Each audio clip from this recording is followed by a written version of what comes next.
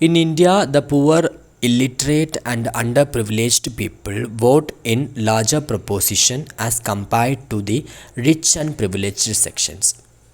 This is contrast to Western democracies. For example, in the United States of America, poor people, African Americans, and Hispanics vote much less than the rich and the white people.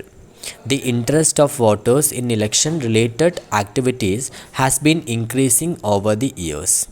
During the 2004 election, more than one third voters took part in a campaign related activities. More than half of the people identified themselves as being close to one or the other political party. One out of every seven voters is a member of a political party. The common people in India attach a lot of importance to elections. They feel that through elections they can bring pressure on political parties to adopt policies and programs favorable to them. They also feel that their vote matters in the way things are run in a country. Acceptance of election outcome. One final test of the free and fairness of election has in the outcome itself. If elections are not free and or fair, the outcomes always favors the powerful. In such a situation, the ruling parties do not lose elections. Usually, losing party does not accept the outcome of a rigid election. The outcome of India's election speak for itself. The ruling parties continuously lose elections in India both at the national and state level. In fact, in every two out of the three elections held in the last 25 years, the ruling party lost. In the United States of America, and incumbent or sitting elected representative rarely loses an election. In India, about half of the sitting MPs or MLAs lose elections. Candidates who are known to have spent a lot of money on buying votes and those with non-criminal connections often lose elections.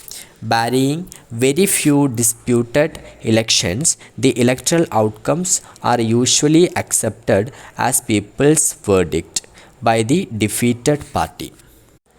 Challenges to free and fair elections. All this leads to a simple conclusion. Elections in India are basically free and fair. The party that win an election and forms government does so because the people have chosen it over its rivals. This may not be true for every constituency. A few candidates may win purely on the basis of money, power, and unfair means. But the overall verdict of a general election still reflects popular preferences.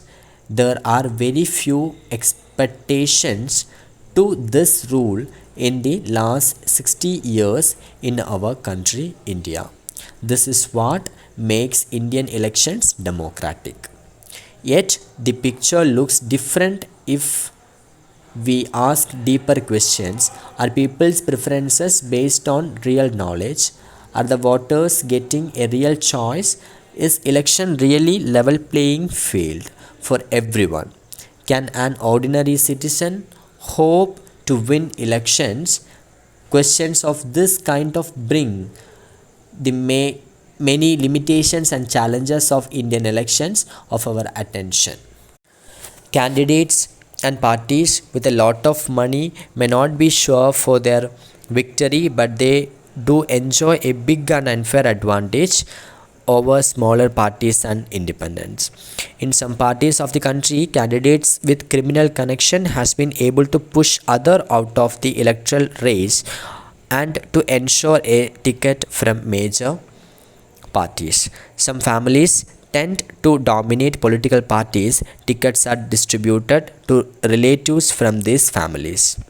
Every often elections offer little choice to ordinary citizens, for both a major parties are quite similar to each other both in policies and practice. Smaller parties and independent candidates suffer a huge disadvantage compared to bigger parties. These challenges exist not just in India but also in many established democracies.